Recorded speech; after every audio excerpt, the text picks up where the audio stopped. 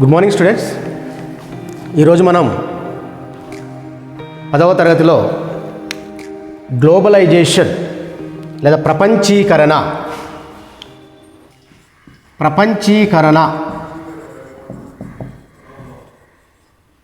అనేటువంటి పాఠాన్ని చర్చించుకుందాం. దీన్ని మనం ఇంగ్లీష్లో గ్లోబలైజేషన్ అని అంటాం. ప్రపంచీకరణ అన్న పదానికి అర్థం ఏమి అంటే ప్రపంచంలో ఉన్నటువంటి దేశాలు వేగంగా అనుసంధానం కావడాన్ని ప్రపంచీకరణ అంటారు. ప్రపంచంలో ఉన్నటువంటి దేశాలు వేగంగా అనుసంధానం కావడాన్ని ప్రపంచీకరణ అని అనడం జరుగుతూ ఉంటుంది. మీరు మీ టెక్స్ట్ బుక్లో లెసన్ ఓపెన్ చేసినట్టయితే ఫస్ట్ పేజీలోనే కొన్ని పిక్చర్స్ మనకు కనపడుతున్నాయి. ఆ పిక్చర్స్లో చైనా విద్యార్థులు హిందీ భాషను నేర్చుకోవడం, లండన్ నుంచి వివిధ భాషల పత్రికలు వెలువరించబడడం అవి మనకు అక్కడ కనపడుతున్నాయి.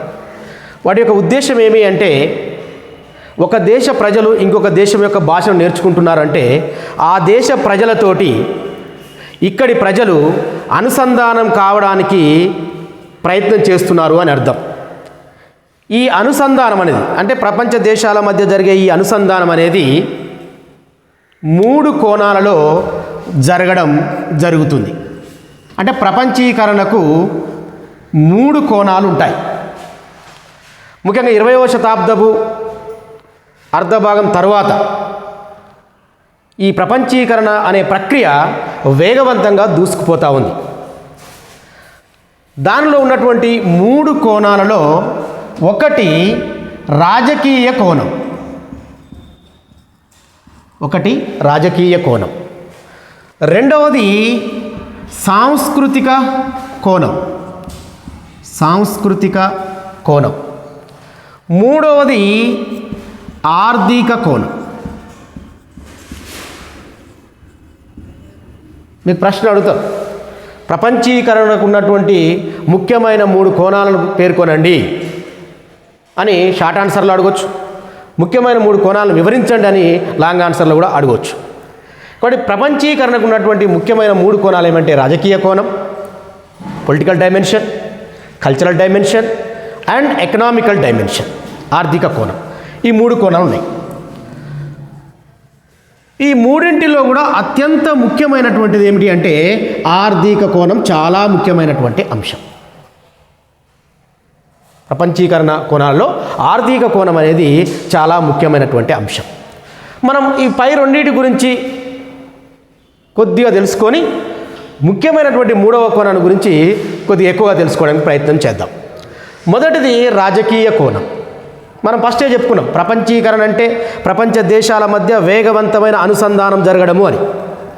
వేగవంతమైన అనుసంధానం అంటే అర్థం ఏంటంటే ప్రపంచంలో ఏ మూలలో ఎక్కడో ఒక సంఘటన జరిగితే అది మిగిలిన దేశాలపైన వేగవంతంగా ప్రభావితం చూపించి ఈ దేశాలు కూడా ప్రభావితం అవుతాయి. దాంట్లో మనం రాజకీయ కోణాన్ని కనుక తీసుకున్నట్లయితే ప్రపంచంలో వివిధ దేశాలలో వస్తున్నటువంటి రాజకీయ మార్పులు ఇతర దేశాలపైన ఏ విధంగా ప్రభావితం చూపుతున్నాయి అనేది రాజకీయ కోణం తెలియజేస్తూ ఉంది. ఉదాహరణకి 18వ శతాబ్దం తరువాత ప్రపంచ రాజకీయాలలో ప్రజాస్వామ్య విప్లవాలు వచ్చినాయి. అవి ఎక్కడో యూరప్ దేశాల్లో ప్రారంభమై ప్రపంచమంతా విస్తరించాయి. 19వ శతాబ్దంలో మరికొన్ని దేశాలలో నియంత్రణను పోగొట్టి సామ్యవాద విప్లవాలు వచ్చాయి. అవి ప్రపంచాన్ని ప్రభావితం చేశాయి. 20వ శతాబ్దంలో అత్యంత ముఖ్యంగా మనం ఎగ్జాంపుల్ చెప్పుకోవాలంటే అరబ్ వసంతం అనే ఒక పదం మీ ఆ లెసన్లో మనకు కనపడుతూ ఉంటుంది. దీన్ని అరబ్ స్ప్రింగ్ అంటారు. అరబ్ వసంతం అంటే అర్థం ఏమిటి అంటే అరబ్ దేశాలలో రాజకీయ మార్పు కోసం జరిగినటువంటి విప్లవం. ఉదాహరణకి ఇది ట్యునీషియా అనే ఒక చిన్న దేశంలో ప్రారంభమైంది, ఈజిప్టు దేశంలో ప్రారంభమైంది. అది మిగిలిన అరబ్ దేశాలన్నిటిపైన దాని ప్రభావితం చూపించింది. 9వ తరగతిలో మనం చదువుకున్నాం, మహమ్మద్ గడాఫీ లిబియా దేశంలో నియంత్రణ ప్రజలు ఏ విధంగా చంపేశారండి.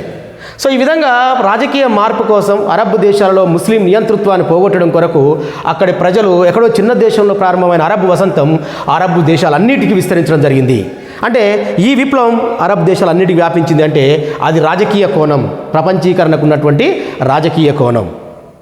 ఇక సాంస్కృతిక కోణాన్ని కనుక చూసుకున్నట్టయితే బెస్ట్ ఎగ్జాంపుల్ ఈనాడు మనం వేసుకుంటున్నటువంటి బట్టలు కావచ్చు, మనం అనుసరిస్తున్నటువంటి పండుగలు కావచ్చు, మనం నిర్వహిస్తున్నటువంటి కార్యక్రమాలు కావచ్చు, ఇవన్నీ కూడా సాంస్కృతిక దానికి ఉదాహరణలు. ఫర్ ఎగ్జాంపుల్ ఇవాళ మనం జీన్ ప్యాంట్ తొడుగుతున్నాం.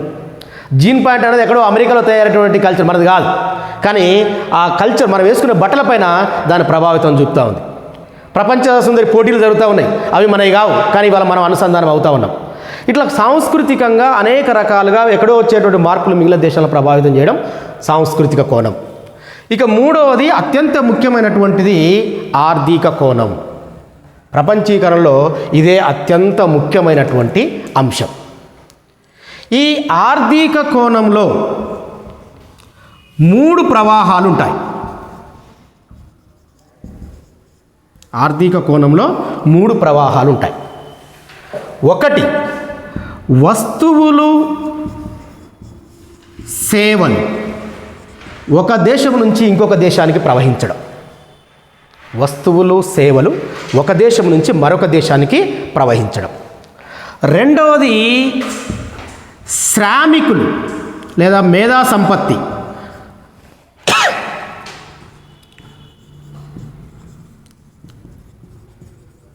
ఒక దేశం నుంచి మరొక దేశానికి ప్రవహించడం. ఇక మూడవది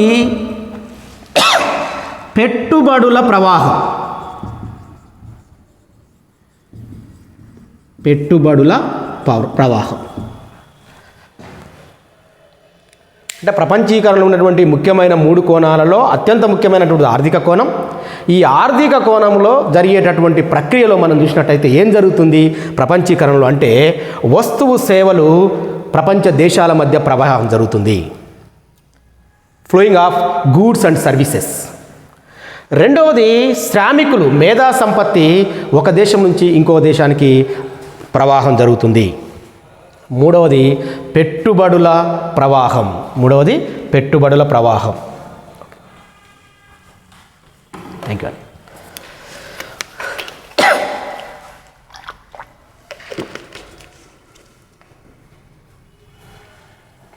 రైట్. మనం మొదటిది చూసుకున్నట్టయితే వస్తు సేవలు, ఇక్కడ తయారైన వస్తువులు ఇంకొక దేశానికి, ఇక్కడి నుంచి సేవలు ఇంకొక దేశానికి అందించడం జరుగుతూ ఉంటుంది. తర్వాత శ్రామికులు కూడా ఎంప్లాయ్మెంట్ ఒక దేశం నుంచి ఇంకో దేశానికి వెళ్ళడం జరుగుతుంది. పెట్టుబడులు కూడా ఒక దగ్గర నుంచి ఇంకొక దగ్గరికి వెళ్ళడం జరుగుతుంది. దీంట్లో పెట్టుబడుల్లో మనం ముఖ్యంగా చూసినట్టయితే విదేశీ పెట్టుబడులు. విదేశీ పెట్టుబడులు. ఈ విదేశీ పెట్టుబడుల్లో 2 ఉంటాయి. ఒకటి FDI, 2 FII. FDI foreign direct investments, విదేశీ ప్రత్యక్ష పెట్టుబడులు. రెండోది ఫారెన్ FII, తర్వాత foreign institutional investments. Foreign institutional investments. So ఇక్కడ FDIలో డైరెక్ట్గా ద్రవ్యమే పెట్టుబడిగా పెట్టడం జరుగుతుంది. ఉదాహరణకి షేర్ మార్కెట్లు దీనికి మంచి ఉదాహరణ. రెండోది FIIలో ఫారెన్ ఇన్స్టిట్యూషనల్ ఇన్వెస్ట్మెంట్లో విదేశీయులు మన దగ్గర భూములు కొనుగోలు చేయడం, భవనాలు నిర్మించడం, సాంకేతిక పరిజ్ఞానాలను, సాంకేతికపరమైన తర్వాత మెషన్లు పంపించడం, ఇవన్నీ కూడా. సో మనకు ఈ ఆర్థిక కోణంలోని 3 ప్రవాహాలలో పెట్టుబడుల ప్రవాహం అనేది ప్రపంచీకరణకు అత్యంతగా దోహదం చేస్తున్నటువంటి అంశం. ఈ పెట్టుబడులు, విదేశీ పెట్టుబడులు అనేది చాలా ముఖ్యమైన అంశం. విదేశీ పెట్టుబడులు 2 రకాలుగా ఉంటాయి. ఒకటి విదేశీ ప్రత్యక్ష పెట్టుబడులు, 2 విదేశాల నుంచి వచ్చేటటువంటి సంస్థాగత పెట్టుబడులు. మొదటి దాన్ని FDI ఫారెన్ డైరెక్ట్ ఇన్వెస్ట్మెంట్స్ అంటాం. రెండవది FII ఫారెన్ ఇన్స్టిట్యూషనల్ ఇన్వెస్ట్మెంట్స్ అంటాం. ఫారెన్ డైరెక్ట్ ఇన్వెస్ట్మెంట్లో విదేశీ మదుపుదారులు తమ దగ్గర ఉన్నటువంటి ద్రవ్యాన్ని మన దేశాల్లో ఇతర దేశాల్లో పెట్టుబడిగా పెడతారు. అవి ఎక్కువగా షేర్ మార్కెట్లో పెట్టేటటువంటి పెట్టుబడులు దీనికి ఒక మంచి ఉదాహరణ. ఇక ఇన్స్టిట్యూషనల్ ఇన్వెస్ట్మెంట్స్కి వచ్చినట్టయితే వీళ్ళు తమ దగ్గర ఉన్నటువంటి ఆదాయాన్ని వివిధ దేశాలలో భూములు కొనుగోలు చేయడానికి, భవనాలు నిర్మించడానికి, యంత్ర పరికరాలను కొనుగోలు చేయడానికి, సాంకేతికతను అందించడానికి, డిజైన్లు రూపొందించడానికి ఇలా రకరకాలుగా ఈ ఇన్స్టిట్యూషనల్ ఇన్వెస్ట్మెంట్ రావడం అనేది జరుగుతూ ఉంటుంది. సో ఈ విధంగా ద్రవ్యము కూడా లేదా పెట్టుబడులు కూడా దేశాల మధ్య ప్రవహించేటటువంటి ప్రక్రియ ప్రపంచీకరణలో ఒక ముఖ్యమైనటువంటి అంశము అన్న సంగతిని మనం గుర్తుంచుకోవాలి. అయితే ఈ ప్రపంచీకరణ అనేది ప్రపంచంలో చాలా సంవత్సరాల క్రితం ప్రారంభమైంది, కానీ ఒక 30-40 సంవత్సరాల మధ్యకాలంలో ఇది తన యొక్క ప్రభావాన్ని ఎక్కువగా చూపిస్తూ వస్తుంది. ఈ 30-40 సంవత్సరాల మధ్యకాలంలో ఈ ప్రపంచీకరణ వలన వచ్చినటువంటి ముఖ్యమైనటువంటి మార్పులు, ఆర్థిక అంశాలలో వచ్చినటువంటి ముఖ్యమైన మార్పులు ఏమిటి అనేది మనం తెలుసుకోవాల్సినటువంటి అవసరం ఉంది.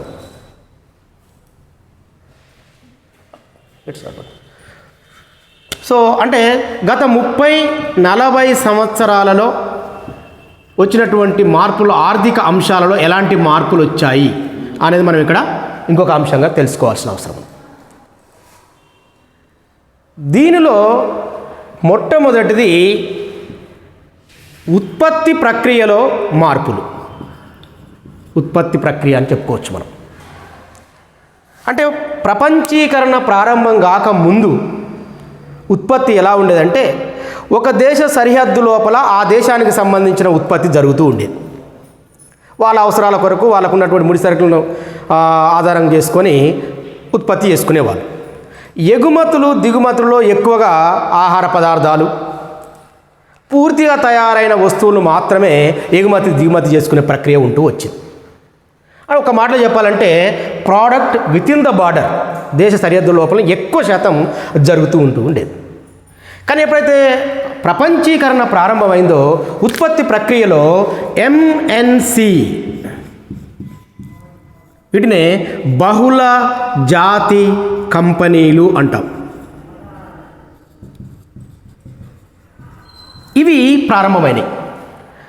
ప్రపంచీకరణ జరగక ముందు ఉత్పత్తి ప్రక్రియ ప్రతి దేశంలో కూడా ఎక్కువ శాతము ఆ దేశం యొక్క ప్రభుత్వ ఆధీనంలో ఉంటూ వచ్చింది. కానీ ప్రపంచీకరణ ప్రారంభమైన తర్వాత ఉత్పత్తి ప్రక్రియ బహుళ జాతి కంపెనీల చేతుల్లోకి వెళ్ళడం జరిగింది. వీటిని మనం మల్టీనేషనల్ కంపెనీస్ అంటాం. ఈ మల్టీనేషనల్ అంటే ఉత్పత్తి ప్రక్రియ మల్టీనేషనల్ కంపెనీస్ రాకముందు ఎలా ఉంది, వచ్చిన తర్వాత ఎలా జరిగింది అనేది ఒక ల్యాండ్ మార్క్గా మనం తీసుకోవచ్చు. ఇక్కడ ఈ బహుళజాతి కంపెనీల ఉత్పత్తి ప్రక్రియలో వచ్చినటువంటి ముఖ్యమైన మార్పులు ఏమిటంటే, ఒకటి అసెంబ్లింగ్, రెండవది కాల్ సెంటర్స్. ఈ రెండు చాలా ముఖ్యమైనటువంటివి. ఒకటి అసెంబ్లింగ్, రెండవది కాల్ సెంటర్స్. ఫర్ ఎగ్జాంపుల్ మనం తీసుకుంటే ఈ బహుళజాతి కంపెనీ ఒక వస్తువు తయారు చేయాలనుకుంది. ఫర్ ఎగ్జాంపుల్ ఒక సెల్ ఫోన్ తయారు చేయాలనుకుంది అనుకుందాం. వీళ్ళు ఏం చేస్తారంటే సెల్ ఫోన్ డిజైన్లు బాగా తయారు చేసేటటువంటి ఎక్స్పర్ట్స్, మేధో సంపత్తి విజ్ఞానం ఉన్నటువంటి కార్మికులు ఎక్కడు అని చూసి ఆ సెల్ ఫోన్ డిజైన్లు మాత్రమే కంప్యూటర్లో వాటి డిజైన్లు తయారు చేసేటటువంటి ప్రాజెక్టును ఆ దేశంలో చేపడతారు. అంటే డిజైన్లు వరకే తయారు చేస్తారు అక్కడ ఉన్నటువంటి కార్మికులు. ఈ డిజైన్ తయారు చేయడానికి కావలసినటువంటి ముడి సరుకు ఏ దేశంలో సులభంగా దొరుకుతుందో ఆ దేశంలో ఆ వస్తువును తయారు చేయడానికి అక్కడ ఒక ప్లాంట్ పెడతారు. సెల్ ఫోన్లో సిమ్ కార్డు ఉంటుంది, బ్యాటరీ ఉంటుంది, సెల్ ఫ్రేమ్ ఉంటుంది. సెల్ ఫ్రేమ్లో వాడే మెటీరియల్ వేరు, బ్యాటరీలో వాడే మెటీరియల్ వేరు, సిమ్ కార్డులో వాడే మెటీరియల్ వేరు. సిమ్ కార్డులో ఎక్కడ మెటీరియల్ ఈజీగా దొరుకుతుందో, దానికి వాడే మెటీరియల్ తక్కువ ధరలో ఎక్కడ దొరుకుతుందో ఆ దేశంలో సిమ్ కార్డులు తయారు చేసే కంపెనీ పెడతారు. ఫ్రేమ్ తయారు చేసే కంపెనీ ఇంకో దగ్గర పెడతారు. డిజైన్లు ఇంకో దేశం నుంచి తీసుకుంటారు. తర్వాత బ్యాటరీ ఇంకో దేశం నుంచి తీసుకుంటారు. ఈ అన్నింటినీ అనుసంధానం అసెంబ్లింగ్ చేసేది ఇంకొక దగ్గర పెడతారు. అంటే వాళ్ళకి ఎక్కడెక్కడైతే తక్కువ ధరకి ఇవి లభిస్తున్నాయో వాటిని చూసుకుని ఆయా దేశాల్లో పెట్టేసి వాటిని ఫైనల్గా అసెంబ్లింగ్ చేసి ఫైనల్ గూడ్ తయారు చేసి మార్కెట్లోకి ప్రపంచంలో అన్ని దేశాలలో అమ్మడానికి వాళ్ళు ప్రయత్నం చేస్తారు. దీనికి వాళ్ళకి అక్కడ ఉన్న ప్రజలకు సేవలు అందించడానికి కాల్ సెంటర్స్ అనే వాటిని ఓపెన్ చేయడం జరుగుతూ ఉంటుంది. సో ఈ విధంగా ఉత్పత్తి ప్రక్రియలో బహుళజాతి కంపెనీలు వచ్చిన తర్వాత ఉత్పత్తి అనేది ఒక దేశ సరిహద్దు లోపలనే, ఒక వస్తువుకు సంబంధించిన ఉత్పత్తి ఒక దేశ సరిహద్దు లోపలనే తయారు కావడం అనేది కాదు. అది ప్రపంచంలో దానికి సంబంధించిన వస్తువుల్లో ఏ మూలనైనా తయారు కావచ్చు. రెండవది, ఇక్కడ మనం చూసినట్టయితే ఉత్పత్తి ప్రక్రియలో వస్తువును వివిధ రకాలుగా విభజించడం జరుగుతుంది. వస్తు విభజన జరుగుతుంది.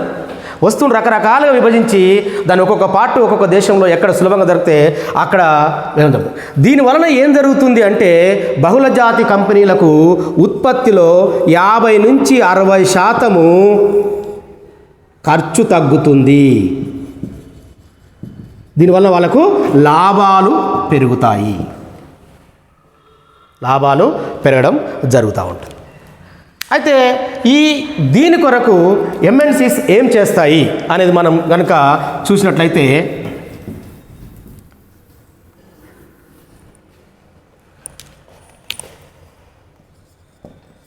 ముందు ఒక బహుళజాతి కంపెనీ ఒక దేశంలో పెట్టుబడి పెట్టాలనుకున్నప్పుడు ఆ దేశ ప్రభుత్వం ఉన్నటువంటి కొన్ని సూచికలు పాటిస్తుంది. ఉదాహరణకు భూమి సులభంగా లభిస్తుంది, అక్కడ కార్మికుల అవసరం కార్మికుల యొక్క లభ్యత ఎలా ఉంది, నీటి వనరుల లభ్యత ఎలా ఉంది, అక్కడ ప్రభుత్వ విధానాలు ఎలా ఉన్నాయి. This is very important. అక్కడ ప్రభుత్వ విధానాలు ఎలా ఉన్నాయి. ఉదాహరణకి మనకు నానో కంపెనీ తీసుకొచ్చారు, ఒక బహుళజాతి కంపెనీ నానో కార్ తయారు చేయడం. అది ఫస్ట్ కోల్కతాలో అనుకున్నారు, పశ్చిమ బెంగాల్. కానీ అక్కడ ప్రభుత్వ విధానం సరిగా లేకపోవడం వల్ల వాళ్ళు అక్కడి నుంచి వెళ్ళి గుజరాత్కి వెళ్ళిపోవడం జరిగింది. అంటే ప్రభుత్వ విధానం కూడా వాళ్ళకు అనుకూలంగా ఉండడం చాలా ముఖ్యము. ప్రజలతో వాళ్ళకి సంబంధం లే, వాళ్ళ లాభాలు వాళ్ళకు ముఖ్యం. ప్రభుత్వ విధానాలు కూడా వాళ్ళకు అనుకూలంగా ఉండాలి. వీటిని దృష్టిలో పెట్టుకొని అక్కడ వాళ్ళు కంపెనీలు ఎస్టాబ్లిష్ చేయడం అనేది, స్థాపించడం అనేది జరుగుతూ ఉంటుంది. రెండవ ప్రక్రియ దీంట్లో ఇంకొకటి ఏం చేస్తారు వీళ్ళంటే జాయింట్ వెంచర్లను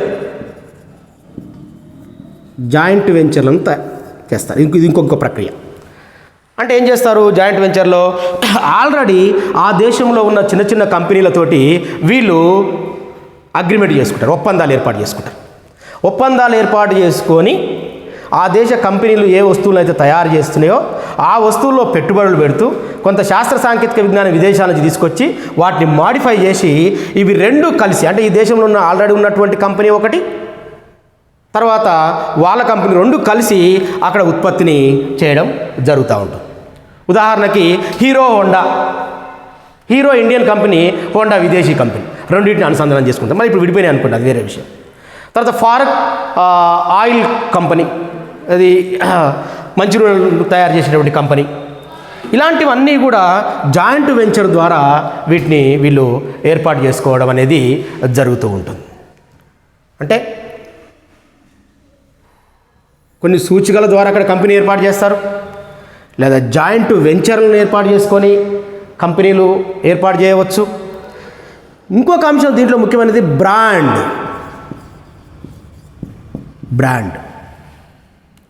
వీళ్ళు ఏం చేస్తారంటే ఆ దేశంలో ఉన్నటువంటి లేదా ఇతర దేశాల్లో ఉన్నటువంటి వివిధ చిన్న చిన్న కంపెనీల ద్వారా వస్తువును ఉత్పత్తి చేపిస్తారు. ఆ వస్తువు పైన ఈ కంపెనీ బ్రాండ్ వేసుకొని మార్కెట్లో అధిక ధరలకు అమ్ముకొని లాభాలను సంపాదించుకుంటారు. ఉదాహరణకి పీటర్ ఇంగ్లాండ్ అనే ఒక షర్ట్ తయారు చేసే కంపెనీ ఉంది. వాళ్ళు ఏం చేస్తారు, లోకల్లో ఉన్నటువంటి మంచిగా కుట్టేటువంటి దర్జీలతోటి బట్టలు కుట్టిస్తారు, దాని మీద పీటర్ ఇంగ్లాండ్ బ్రాండ్ వేసుకుంటారు. అంటే లోకల్ కంపెనీస్ తోటి అనుసంధానమై వాళ్ళ ఉత్పత్తి, దానికి కొంత ప్రాఫిట్ ఇస్తారు వాళ్ళకి, అది వేరే విషయం, కానీ ఎక్కువ ప్రాఫిట్ను వీళ్ళు తీసుకోవడం జరుగుతుంది. ఈ విధంగా జాయింట్ వెంచర్స్ ద్వారా, బ్రాండ్ ద్వారా వీళ్ళు ఆర్థిక అంశాలను మార్పు. అంటే ఈ ఎంఎన్సీస్ వచ్చిన తర్వాత ఉత్పత్తి ప్రక్రియలో ఎవరో ఉత్పత్తి చేస్తారు, కానీ బ్రాండ్ ఎవరిదో ఉంటుంది. జాయింట్ వెంచర్ చిన్న చిన్న కంపెనీలతోటి టైప్ అవుతారు, వాళ్ళ యొక్క అమ్మకాలను ఎక్కువ చేస్తూ ఉంటారు. ఇంకా ఏం చేస్తారంటే జాయింట్ వెంచర్ ద్వారా మెల్లమెల్లగా స్థానిక కంపెనీలను క్యాప్చర్ చేసేస్తారు, స్థానిక కంపెనీలు లేకుండా చేస్తారు. ఉదాహరణకు భారతదేశంలో ఒకప్పుడు మిరిండా అనే కూల్ డ్రింక్ ఉండే, చాలా ఫేమస్ అది ఇండియన్ కంపెనీ. కానీ పెప్సీ కోకోకోలా కంపెనీ వాళ్ళు వచ్చి వీళ్ళతోటి టైప్ అయిన తర్వాత అది స్టార్టింగ్లో వాళ్ళకి బాగానే ఉండే, కానీ తర్వాత ఈ కంపెనీ అమ్ముకోలేకపోయింది. సో చివరికి ఈ కంపెనీ పూర్తిగా కొలాప్స్ అయ్యి ఇవాళ ఇంటర్నేషనల్ కంపెనీ వాళ్ళ కంపెనీ డామినేట్ చేసేటటువంటి పరిస్థితికి వచ్చింది. సో ఈ విధంగా ఉత్పత్తి ప్రక్రియలో అనేక మార్పులు ప్రపంచవ్యాప్తంగా రావడం వలన ఆర్థిక అంశాలలో అనేకమైన మార్పులు రావడం జరుగుతూ వచ్చింది. ఇది ప్రపంచీకరణలో ఉత్పత్తి ప్రక్రియలో ఆర్థిక అంశాల్లో గత 30-40 సంవత్సరాల్లో వస్తున్నటువంటి మార్పులుగా మనం చెప్పుకోవచ్చు. ఉదాహరణకు భారతదేశం తీసుకున్నట్లయితే 1991 తర్వాత సరళీకరణ, దీంట్లో మరొక ముఖ్యమైన అంశం సరళీకరణ.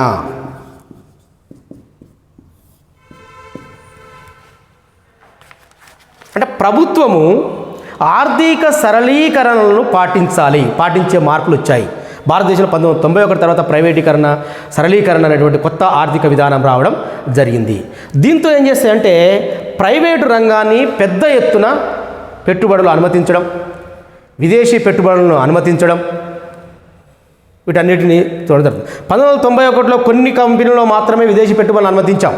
కానీ వాళ్ళ భారతదేశంలో చూసినట్టయితే ఈవెన్ రక్షణ రంగంలో కూడా మన విదేశీ పెట్టుబడులను అనుమతిస్తూ కాడికి రావడం జరిగింది.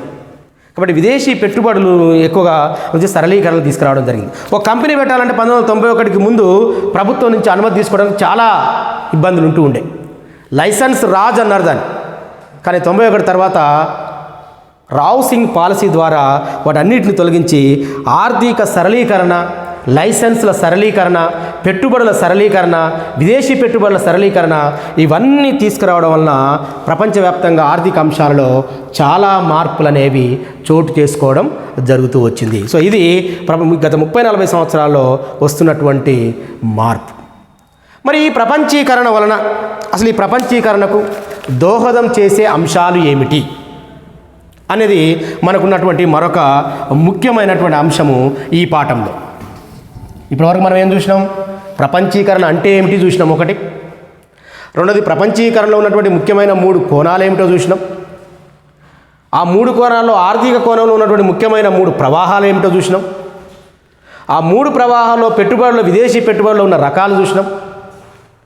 విదేశీ పెట్టుబడులు, ప్రపంచీకరణ, దీనివలన ప్రపంచంలో గత 30-40 సంవత్సరాలు వచ్చినటువంటి ఆర్థిక అంశాల్లో వచ్చినటువంటి మార్పులు ఏమిటో చూసినాం మనం. దీంట్లో మనం చూడబోయే మరొక ముఖ్యమైన అంశం ఏంటంటే ప్రపంచీకరణకు దోహదం చేసిన అంశాలు ఏమిటి, ప్రపంచీకరణ భారతదేశం పైన ఎలాంటి ప్రభావాలు చూపింది. ఈ 2 అంశాలు చర్చించుకున్నట్టయితే మనకి ఈ పాఠం పూర్తిగా అర్థం కావడం జరుగుతూ ఉంటుంది. రైట్. నెక్స్ట్ ఉన్నటువంటి మన ముందున్నటువంటి అంశం ఏమిటి అంటే మనం చర్చించుకోబోయేది ప్రపంచీకరణకు దోహదం చేసినటువంటి అంశాలు ఏమిటి.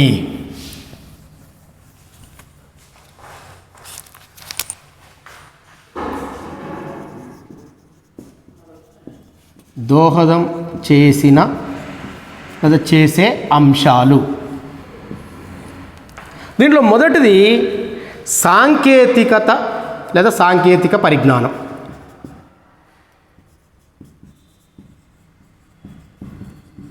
సాంకేతిక పరిజ్ఞానం, దీన్ని మనం టెక్నాలజీ అని అనడం జరుగుతూ ఉంటుంది. మొట్టమొదటి అంశం దీంట్లో సాంకేతిక పరిజ్ఞానం అనేది ప్రపంచీకరణకు ఎంతగానో దోహదం చేస్తూ ఉంది. అసలు సాంకేతిక పరిజ్ఞానం, టెక్నాలజీ అనేది లేకపోతే ఇవాళ ప్రపంచంలో ఉత్పత్తి ప్రక్రియలో మనం ఇంత వేగమైనటువంటి మార్పును చూసేవాళ్ళం కాదు. ఎందుకంటే ఏ వస్తువైనా ఉత్పత్తి కావడానికి మనకు తెలుసు ఒక 4 కారకాలు కావాలి. 1 భూమి, 2 శ్రమ, 3 మూలధనం, 4 యాజమాన్యం. ఈ శ్రమలో ఒకప్పుడు మానవ శక్తిని మాత్రమే వాడేటువంటి వాళ్ళు. కానీ ఎప్పుడైతే టెక్నాలజీ వచ్చిందో యాంత్రిక శక్తిని మనం ఎక్కువగా వాడడం జరుగుతూ ఉంటుంది. యాంత్రిక శక్తి, టెక్నాలజీ వచ్చిన తర్వాత ఉత్పత్తి ప్రక్రియలో వేగవంతమైనటువంటి మార్పులు రావడం జరుగుతూ వచ్చింది. ఉదాహరణకి ఇవాళ మన ఊర్లలో పొలం పండిన తర్వాత ఒకప్పుడు మనుషులు వెళ్ళి పొలం కోసేవారు. కానీ ఇవాళ హార్వెస్టర్స్ వచ్చినాయి, వరికోత మిషన్స్ వచ్చినాయి. తర్వాత ఒక ఏదైనా ఊర్లో ఏదైనా పైప్ లైన్ వేయాలంటే మనుషులు దువ్వేవాళ్ళు, ఇవాళ జేసీబీలు వచ్చినాయి. ఒక్కొక్క యంత్రం ఉత్పత్తి చేసేటప్పుడు ఒక్కొక్క యంత్రం మనం చూసినట్టయితే పెద్ద పెద్ద కంపెనీల్లో ఆ యంత్రాలు ఏ విధంగా తయారవుతాయి, ఎట్లా ఉంటున్నాయి అనేది మనం చూస్తూ ఉన్నాం. కాబట్టి టెక్నాలజీ వలన ఫస్ట్ వస్తువుని ఏ విధంగా ఆ వస్తువు యొక్క షేప్ ఎలా ఉండాలని ఒక డిజైన్ జరుగుతూ ఉంది కంప్యూటర్ రంగంలో. డిజైన్ చేయడంలో కానీ, వస్తువును త్వరగా తయారు చేయడంలో కానీ, నాణ్యంగా తయారు చేయడంలో కానీ, ఎక్కువ మన్నిక ఉండే విధంగా తయారు చేయడంలో కానీ, వీటన్నిటిలో సాంకేతిక పరిజ్ఞానం అనేది ఎంతగానో ఉపయోగపడుతుంది. ఈ సాంకేతిక పరిజ్ఞానం వేగంగా అభివృద్ధి చెందడం వలనే ప్రపంచీకరణ సాధ్యమైంది ఇవాళ. కాబట్టి ప్రపంచీకరణకు సాంకేతికత దోహదం చేసేటువంటి అంశాల్లో ఒక ముఖ్యమైనటువంటి అంశము అన్న సంగతిని మనం గుర్తుంచుకోవాలి. మరొకటి మనం ఇంతదాకా చెప్పుకున్నట్టే ఆర్థిక సరళీకరణ అనేది కూడా ప్రపంచీకరణకు బాగా దోహదం చేస్తున్నటువంటి అంశం. ఇది ఇంతకుముందు మనం చర్చించుకున్నాం, మళ్ళీ చర్చించుకోవాల్సిన అవసరం లేదు. సో ఇక మూడవ అంశం ప్రపంచ సంస్థలు. ప్రపంచ సంస్థలు ఉదాహరణకి WTO వరల్డ్ ట్రేడ్ ఆర్గనైజేషన్, తర్వాత world bank, international monetary fund IMF లాంటి ప్రపంచ సంస్థలు, ఆర్థికపరమైనటువంటి సంస్థలు ప్రపంచ దేశాల ఆర్థిక విధానాలను స్టడీ చేసి ఆ దేశాలు అభివృద్ధి చెందాలంటే ఏ దేశాలతో ఒప్పందాలు చేసుకోవాలి, ఏ విషయాల్లో వాళ్ళు పాటించాలి, ఎలాంటి కండిషన్స్ పాటించాలి, అన్నిటి విషయాలను వీళ్ళు దేశాలను గైడ్ చేయడం జరుగుతూ ఉంటుంది. ఉదాహరణకి WTO ఉంది, వరల్డ్ ట్రేడ్ ఆర్గనైజేషన్, 1995లో ఏర్పడింది. WTOలో ప్రస్తుతం ప్రపంచంలో 179 దేశాల వరకు సభ్యత్వం ఉంది. WTOలో సభ్యత్వం ఉన్నటువంటి ఒక దేశం సభ్యత్వంలో మరొక దేశానికి ఎలాంటి సౌకర్యాలు కల్పించినా వ్యాపార రంగంలో అవి మిగిలిన దేశాలన్నిటికీ ఆటోమేటిక్గా వర్తిస్తాయి. ఉదాహరణకి ఇవాళ చాలామంది అడుగుతున్న ప్రశ్న ఏంటంటే, చైనా మనకు శత్రు దేశం కదా సార్, మన మీద దాడి జరుగుతుంది కదా, చైనా వస్తువులను భారతదేశానికి మనం రాకుండా ఆపొచ్చు కదా, భారతదేశం రావద్దు అని మనం బార్డర్లో ఆపేయచ్చు కదా, అసలు మనం అనుమతించవచ్చు కదా అనేది ఒక ప్రశ్న ఉంది. కానీ చైనా భారతదేశం WTOలో భాగం కాబట్టి మనం WTOలో ఉన్నటువంటి ఒక దేశానికి ఈ సౌకర్యాలు కల్పిస్తే ఆటోమేటిక్గా అది చైనా కూడా వర్తింపజేయడం జరుగుతూ ఉంటుంది. కాబట్టి అది ఇందులో సభ్యత్వం ఉంటే కొన్ని విషయాలు మన చేతుల్లో ఉండవు. సో ఈ విధంగా ప్రపంచ సంస్థలు కూడా ప్రపంచీకరణ జరగడానికి దోహదం చేస్తూ వస్తున్నాయి. కాబట్టి ఈ మూడు అంశాలు, సాంకేతిక పరిజ్ఞానం, ఆర్థిక సరళీకరణ, ప్రపంచ సంస్థలు అనే మూడు అంశాలు ప్రపంచీకరణ వేగవంతంగా జరగడానికి దోహదం చేసేటటువంటి ముఖ్యమైన అంశాలు అన్న సంగతిని మనం గుర్తుంచుకోవాలి. ఇక ఈ పాఠంలో అత్యంత ముఖ్యమైనటువంటిది ప్రపంచీకరణ యొక్క ప్రభావం, ముఖ్యంగా భారతదేశం పైన ప్రపంచీకరణ ఏ విధంగా ప్రభావితం చేస్తుంది, అసలు దీనివల్ల లాభం జరిగిందా, మనకు నష్టం జరిగిందా అనేది చాలా ముఖ్యమైన అంశం. మనం ఖచ్చితంగా దీనివల్ల లాభం జరిగింది అని చెప్పలేము, అలాగని నష్టం జరిగిందని కూడా చెప్పలేము. కొన్ని అంశాలలో మనకు లాభం జరిగింది, కొన్ని అంశాలలో నష్టం జరిగింది. ఈ ప్రపంచీకరణ వల్ల ఏ విషయాల్లో లాభం జరిగిందో మనం ఒకసారి చూద్దాం. మొట్టమొదటి, వినియోగదారులకు దీనివలన ఉపయోగం జరిగింది. వినియోగదారులు అంటే ఒక వస్తువును వాడుకొని తమ కోరికలను తీర్చుకునేవాడు వినియోగదారుడు, ఎవరైనా కావచ్చు. ఎందుకు అంటే ఎప్పుడైతే ప్రపంచీకరణ వచ్చిందో, విదేశీ పెట్టుబడులు వచ్చాయో, శాస్త్ర సాంకేతికత వచ్చిందో, ఉత్పత్తి రంగంలో వేగవంతమైన మార్పు వచ్చింది. దానివల్ల ఏమైంది, ఉత్పత్తి అయిన వస్తువుల యొక్క ఉత్పత్తి శరవేగంగా పెరిగింది. ఒకటి, ఉత్పత్తి పెరిగింది ఎక్కువ సంఖ్యలో. రెండవది, ఒకే వస్తువుకు సంబంధించిన ప్రత్యామ్నాయాలు కూడా పెరిగినాయి. ఉదాహరణకి ఒక సెల్ ఫోన్ తీసుకుంటే అనేక రకాల సెల్ ఫోన్లు ఇవాళ మనకు మార్కెట్లో కనబడతా ఉన్నాయి. కాబట్టి ఇక్కడ దీనివల్ల ఏముంది, వినియోగదారునికి ఉత్పత్తి ఎక్కువ పెట్టడం వల్ల, వస్తువులు బాగా దగ్గరలో ఉండడం వల్ల అతనికి కావలసిన వస్తువులు అందుబాటులోకి వచ్చినాయి.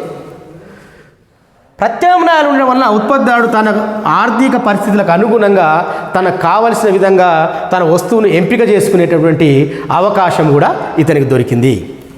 ఇక రెండవ అంశము, సంపన్నులకు మేలు జరిగింది. భారతదేశంలో దీనివలన ఇంకా ఎవరికి మేలు జరిగింది అంటే సంపన్నులకు మేలు జరిగింది అన్న సంగతిని మనం గుర్తుంచుకోవాలి. తర్వాత మూడవది ఏమిటి? వస్తువు నాణ్యత పెరిగింది, కొంతవరకు ఉద్యోగాల కల్పన జరిగింది,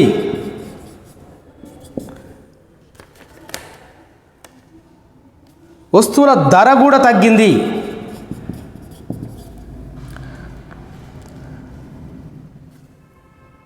పెట్టుబడులు ఎక్కువగా వచ్చాయి భారతదేశానికి, కానీ పెట్టుబడులు పెరగడం, వీటన్నిటి వలన జీవన ప్రమాణ స్థాయి కూడా కొంతవరకు పెరిగింది. ఎందుకంటే జీవన ప్రమాణ స్థాయి ఎప్పుడు పెరుగుతుంది? ప్రజలది వారి కోరికలు తీర్చుకోవడానికి కావలసిన వస్తువు సేవల లభ్యత ఉంటే అప్పుడు జీవన ప్రమాణ స్థాయి పెరుగుతుంది.